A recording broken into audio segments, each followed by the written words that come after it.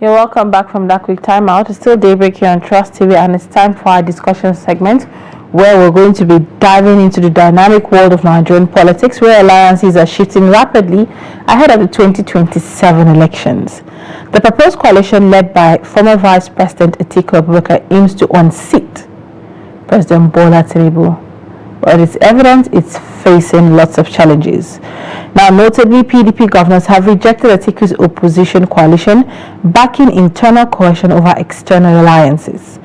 The move signals growing cracks within the party and casts doubts on the strength of the emerging opposition front. Meanwhile, big names like Peter Obi and Nasir El-Rufai are rumored to be part of this coalition, with El-Rufai recently dumping the APC for the SDP. Now, some major key developments that have played out since the talk of coalitions and the permutations towards 2027 have started happening. We have PDP governors taking a stance and rejecting Atiku's coalition, and PDP governors charting their own course, emphasizing internal unity rather than external alliances. We have ongoing discussions in terms of coalition talks aimed to bring Atiku and Obi into the SDP folds, potentially strengthening the opposition. And we also have, El-Rufai's role, where he's seen as a sole key player, his defection and alignment with Atiku. A lot is playing out in the political space. So this morning we're going to be analyzing this shifting political alignment, its implication for the 2027 elections, and we have, joining us virtually, we have Dr. Abdurrahman Abu Hamisu. Dr. Hamisu is a political scientist and a public affairs commentator, and he will be providing expert insight. Thank you so much for joining us, Doctor.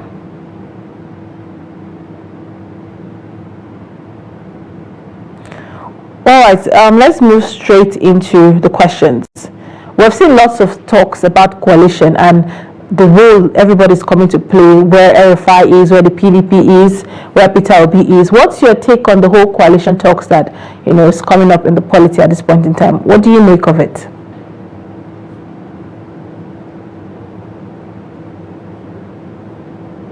Having me, good morning once again.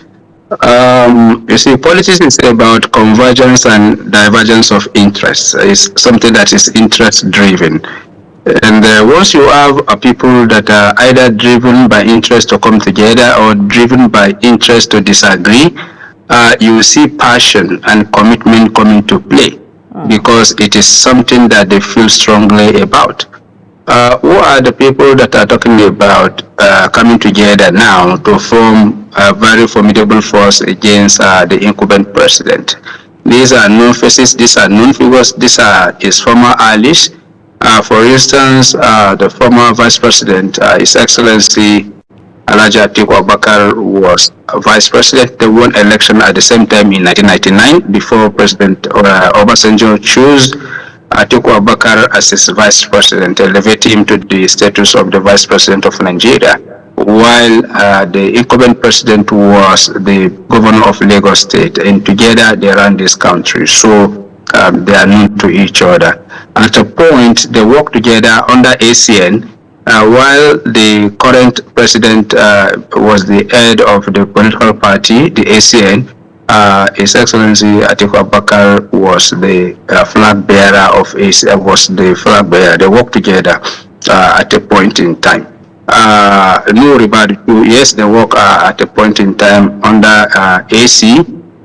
They work together. So El-Rufai under PDP, while the current president, His Excellency Bola Tinubu, was the governor, he was a minister under President Obasanjo.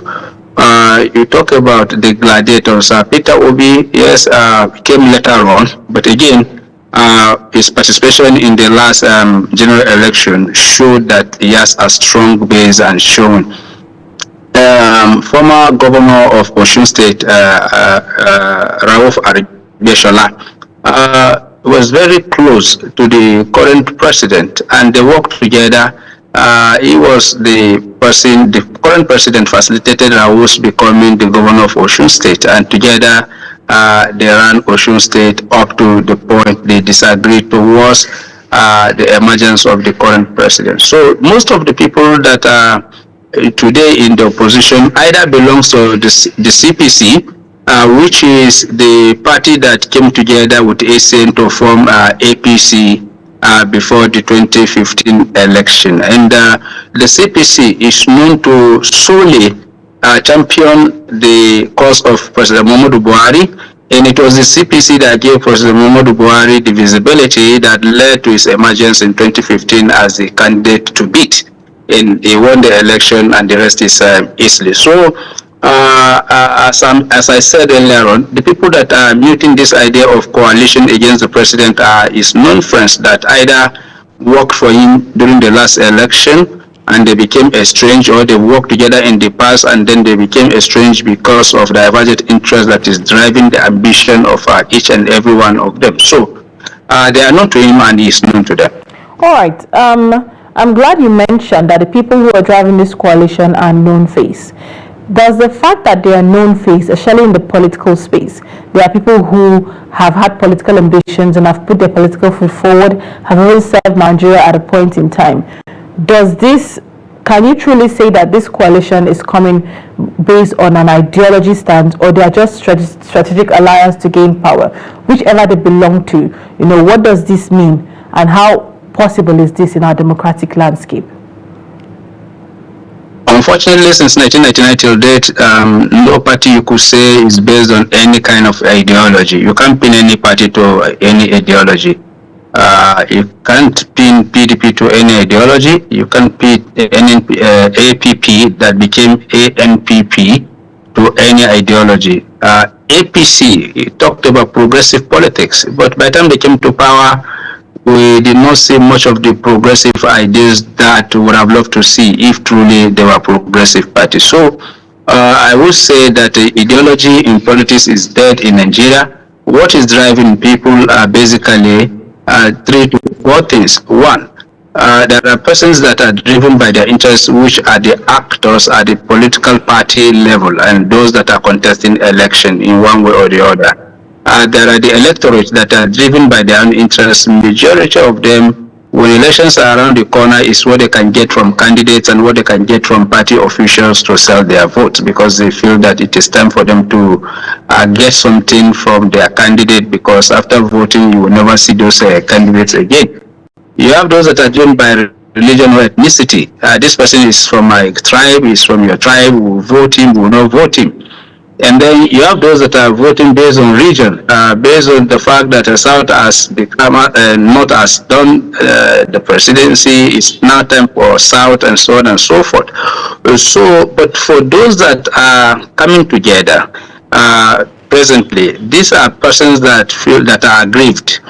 For instance, Erufai will tell you that the ideas of the party as a jettison, and that what they feel that the president was going to do that warranted is going out of his way to support him, the president is not doing it. And some of them are, for instance, pointing to appointments. Though I hate discussing issues about lopsidedness or marginalization of one group or the other, because I believe that every Nigerian is qualified, and your tribe should not be a constraint to how far you can aspire, especially when you have something to offer.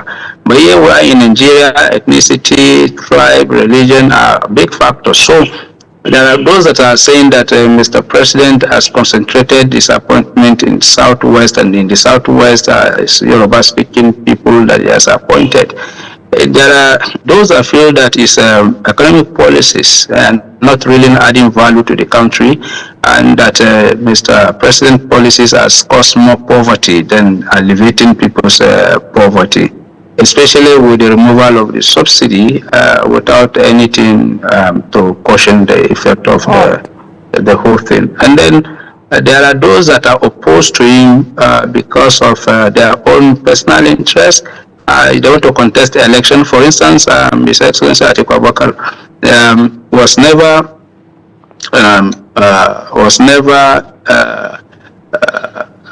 never shown any other interest other than to govern Nigeria. And as soon as he was in APC, he realizes that APC will not serve him well. He jumped ship and contested the 2023 election under the PDP. And today, it's unfortunate that someone like Erufai, that was at the forefront of Mr. President's primary election, ensuring that no any other candidate emerged to challenge the president, is now complaining and is always seen as the leader of the opposition.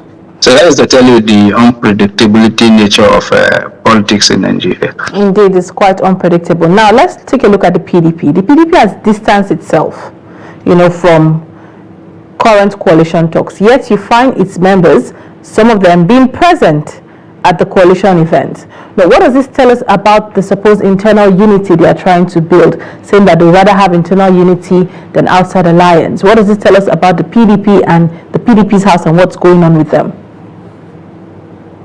Yeah, I understand the position of the PDP because it's unfortunate that the largest party in Africa has been shrunk to a party that is in crisis.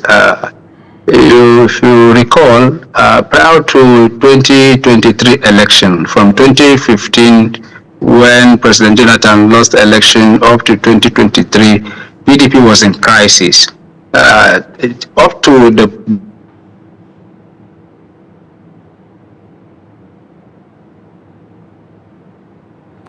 Okay, we seem to have the network.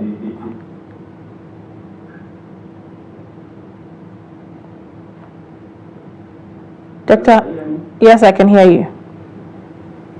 So PDP was in crisis, and the crisis was between Atiku Abubakar and Governor Wike then, who was the then governor of Rivers State. And what was at issue? Both of them wanted the ticket of the PDP, and they fought one another up to the point that Wike was expecting to be made the vice president to Atiku Abubakar, which never happened. And throughout the campaign period, it was fight, which affected the party. And that very particular fight is still affecting the party up to this period in time. So if out of ego, PDP is believing that it still remains the largest party in Africa, it will not join any coalition, it is okay with what it has, no problem. In 2015, if I recall correctly, the coalition talk to form APC, Governor Rochas of Imo State came along wanting to join the coalition under Abga, which he contested and won election as the governor back then. And Abga leadership came up to say, we are not part of the coalition, we can do our thing, and we are okay with what we are doing. And he opted out of using Abga because it went to court, and he joined the coalition as a governor from the southeast that is interested in joining the coalition. And that was the basis for the recognition he got. So if PDP felt it can maintain its stand and then do its own thing and reconcile internally, then there is no problem. Because even Wike, though you have to be fair to Wike, at the point PDP lost election, he single-handedly picked up the party, restructured the party, sponsored the party, midwife the party, nurtured the party, up to the point that it became something that anybody can use as a platform. But he was bitter that he was treated unfairly as the sole financier of the party. He thought that he would be handed the ticket of the party on a platter without any challenge, and then the primary went the other way. So he was bitter, and it is understandable the role he played to equally undermine the party from within. So this is what used to happen when interest does not align. And that is why I said politics is about convergence or divergence of interests of the actors that are involved. So it's either some of them that are very strong, if I don't have it my own way, then it will not go the other way that you people think. And that is what has been happening, and that is why you find him in a champion book of his own party member in PDP, but today is in APC government. And those that supported APC from formation till date never made ministerial list, but he made a ministerial list. All right. Still talking on coalition and 2027, do you believe we need a unified opposition necessary? Is it really necessary to have that unified opposition to beat the ruling party, or the current oppositions have what it takes You see, in every democracy, why democracy is preferred to any system of government is because it gives you the latitude to change your position, to change your opinion on issues of concern. What the current opposition groups are doing is not out of place, is their democratic right, is their constitutional right. Whether we need an opposition, yes, in every democracy there must be opposition. If there is no opposition, then it means there is no democracy. Democracy survives on accountability, ensuring that people are held to account for whatever they are doing or they are not doing. That is lacking in Nigeria currently, and that has been the tradition in Nigeria. By the time elections are lost and won, the losing side will decamp to the winning side to ensure that they deplete the rank of the opposition to the extent that the voice that is needed. For instance, if we have a very strong opposition, Mr. President may not overnight said is considering the removal of subsidy that was constituted to removal of subsidy, and then prices started skyrocketing. Most of the actions he has taken that people feel is not in their best interest will be challenged by the opposition. But it's unfortunate that this our democracy is borrowed, is imposed, is not homegrown, to the extent that the desired opposition is not always there. What is always there is names of political parties that are docile, that will be sleeping until the eve of election. Then they start stealing for position, for advertisement, and then disturbing people through interaction with print and electronic media. So in every democracy, opposition is key, and they needed to come on board. Even if Mr. President is going to win the 2027 election, you should know that it's not a walk in the park, and that there are other persons that desire his job, and they gave him a good fight. That is how democracy thrives. All right, thank you so much, Doctor, for taking out time and joining us on the show this morning. We do appreciate your presence. Thanks for joining us. Thank you for having me. All right, if you're just joining us there, we're having a chat with Dr. Abdulrahman Abu-Hamisu, a political scientist and a public affairs commentator, where we're talking about, analyzing the coalition talks that have been heating up the polity for the past couple of weeks, all implementations to the 2027 elections. Well, we hope that you've been able to pick something from our conversation. We're going on a quick break. When we get back, we'll be having our newspaper review. Do stay.